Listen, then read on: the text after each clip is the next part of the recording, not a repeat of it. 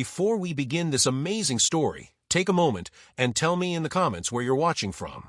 Maybe you're tuning in from Dallas, USA, or perhaps from Karachi, Pakistan, or even all the way from London, England. I love to hear how far these Wild West tales travel and connect with folks around the world. The night air carried a brittle stillness, the kind that made a man's breath look like smoke against the stars. Elias McGraw guided his horse over the frozen trail, the lantern swinging faintly at his saddle horn. He had not planned to come home this early. Work had ended sooner than expected, but he was eager for the sound of his son's laughter, the golden wash of lamplight spilling from the cabin window, the sense of warmth after long days riding the lonely plains.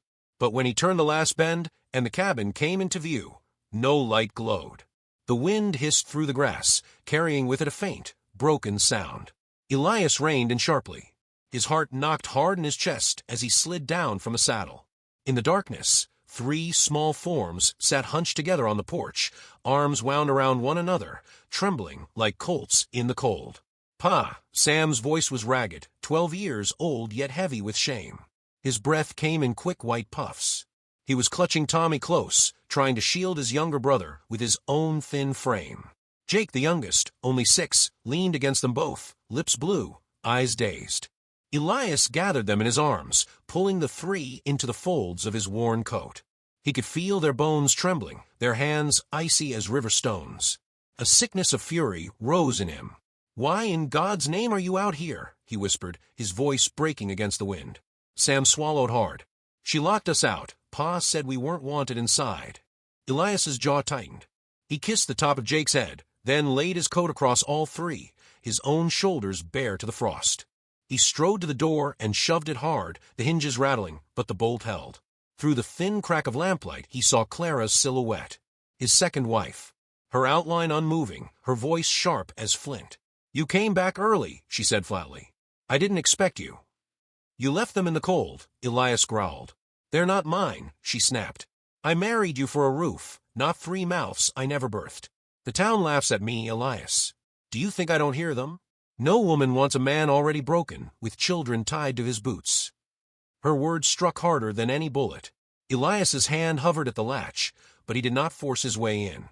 He simply stared at her shadow, his silence colder than the winter air. At last he turned away. Back at the barn, he spread hay, pulled blankets from the tack chest, and wrapped his sons close against him. The horses stirred softly, warm breath filling the dark with a steady rhythm.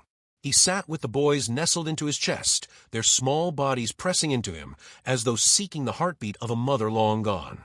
His first wife's memory drifted like smoke, her laugh, her gentle hands. He could not summon her back, only his own arms and a father's vow, that never again would they be left in the cold. In the quiet, Tommy whispered, "She said we weren't wanted." Elias brushed the boy's hair back from his damp forehead. "You are wanted. By me. Always." His words cracked like dry timber, but they held steady. The boys fell asleep against him, their breathing soft, their faces at last peaceful. Elias remained awake long into the night, staring at the sliver of moon through the barn rafters, grief pressing heavy on his chest. A man can fight rustlers, floods, storms, yet nothing feels so sharp as the shame in his child's eyes. Morning came with brittle light.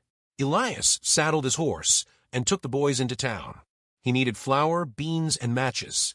But mostly he needed to walk through the world as though he could still stand tall, even while the memory of last night clung like frost. The townsfolk noticed. They always did. Mrs. Abernathy at the general store counter let her words slip like poison. "Couldn't keep a wife, Elias? They say no woman stays with a man saddled with 3 young uns.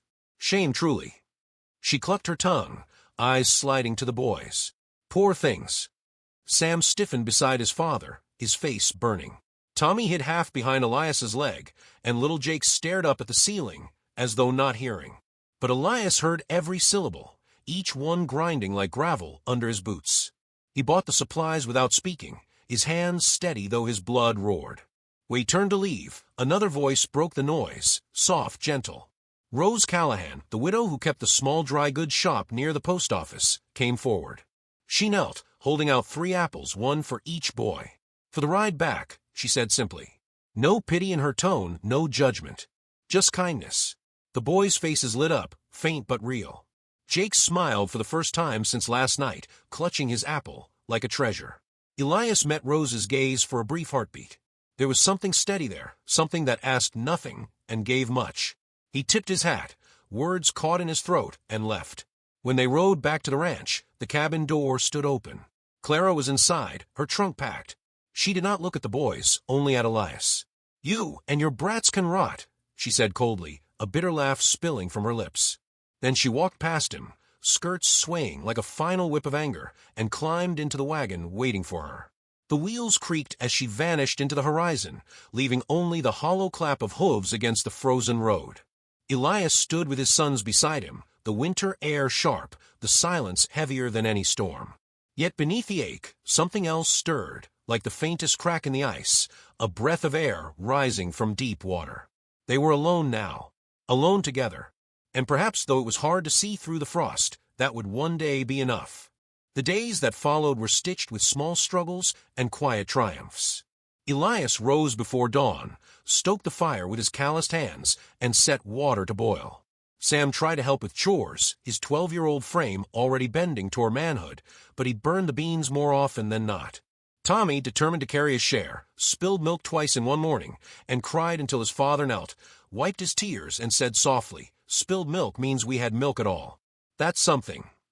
Jake, the youngest, wandered the cabin humming tuneless songs, still too innocent to understand how fragile their world had become. The rhythm of survival bound them close. Elias found himself clumsily braiding Jake's hair one morning, his large hands fumbling with the strands while the boy giggled. It was a simple thing, yet it felt like proof that love could live in small acts. At night they slept close, the boys pressed against him, and the emptiness Clara left behind seemed less like a wound and more like an old scar. Rose Callahan appeared as though the wind itself had carried her. Sometimes she came with bread wrapped in cloth, sometimes with a mended shirt she claimed had been left in her shop too long. She never lingered long, never pressed her way into their grief. She simply left her kindness and slipped back into the quiet of her own life. The boys began to look for her. Jake tugged at Elias's sleeve once and asked, "Do you think Miss Rose might read me a story if we ask?" Elias only nodded, though his chest tightened. Sam, more guarded, kept his distance, watching her with wary eyes, yet even he softened when she laughed at Tommy's clumsy attempt to bow, like a gentleman. But the world outside their little cabin did not soften. Sheriff Boone rode out one evening, his horse snorting in the cold air. He dismounted slow, his hat pulled low, his voice carrying a weight of judgment. "Elias," he said, "people are talking. A man alone with 3 boys. If folks think you can't manage, they'll make noise about taking them in. Best show you've got things steady." Elias felt the words like iron in his gut. He had fought rustlers, storms, and drought, but this, the threat of losing his boys, was heavier than any of it. That night, after the sheriff's warning, the cabin filled with smoke. The boys had tried to cook supper, while Elias mended a fence.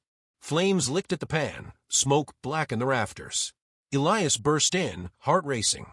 The boys stood frozen in shame, eyes wide with fear of punishment. But instead of anger, Elias knelt, gathered them close, and whispered, "We're learning. All of us. And learning comes with smoke." His voice was hoarse, his embrace firm. In that moment, the cabin no longer felt like ruin, but like a place being remade. Rose arrived not long after, drawn by the smoke. She rolled up her sleeves without a word, swept the ashes from the hearth, and set her own pot on the fire. She moved with quiet grace, her face calm. The boys watched her with wide eyes, as if they were seeing not just a woman, but a promise. Elias met her gaze once, and though neither spoke, something unspoken passed between them, a kind of steadying. Days folded into weeks, and Rose's presence lingered at the edges of their lives. Elias found himself pausing at the fence where their land met, speaking to her in half-sentences that carried whole worlds. "I don't know if I'm enough," he admitted once, his voice low, the wind tugging at his coat. Her reply was simple, yet it rooted deep. "You already are. They just need you to keep showing up." Then came the day Clara returned. Her face was pinched with bitterness, her voice sharp as broken glass. She demanded money, claimed she had a right to the ranch, even threatened to take the boys into town custody. The old ache flared in Elias's chest, but he stood firm, his sons behind him, Rose standing quietly at his side. Sheriff Boone was called, and tension hung heavy as storm clouds. Clara raged, pointing at the cabin at the boys at Rose. He can't raise them alone, she spat. He's already failed. Elias's voice was steady when it came, quieter than her fury, but far stronger. I've kept them alive through winter nights in the barn. I've cooked beans black with smoke and held them when shame was heavier than their little shoulders could bear. I've shown up every day since their mother was laid in the earth. That is not failure. That is fatherhood. The sheriff studied Elias long and hard. The boys clung to him, Tommy's small hand gripping his father's coat. Rose's silence was its own kind of testimony, her steady presence speaking louder than any defense. At last, Boone tipped his hat and said, "This land and these boys are his." Clara's face twisted, but her battle was over. She left as the wind carried dust across the yard, her bitterness swallowed by the horizon. Spring came slow but certain. The earth softened, green shoots pushing through thawing soil. Elias built a new porch with his sons at his side, hammering and sawing, the sound carrying like music. Rose sat nearby sewing, her hair catching the light. Sam laughed freely now, the shame of that winter fading. Tommy brought Rose wildflowers and blushed at her smile. Jake curled in her lap, listening to her hum. Elias watched it all quietly, his heart steady, not rushing the bloom of what was growing. They were not yet a family in name, but in spirit, the seed had already been planted. And perhaps that was enough. Maybe you've known a winter like that, when love slammed the door and left you in the cold. Maybe you felt the shame of being unwanted, or the fear that you weren't enough. But listen, survival is not made of grand victories. It's made of small, steady acts. Apples slipped into children's hands. Bread left at a door. Smoke-filled cabins that turn into places of laughter again. If you keep showing up, even in silence, grace will find its way back. Families are not always born, they're mended piece by piece, in the hands of those who stay. And a lone cowboy, like any of us, is never truly alone when love learns to take root again.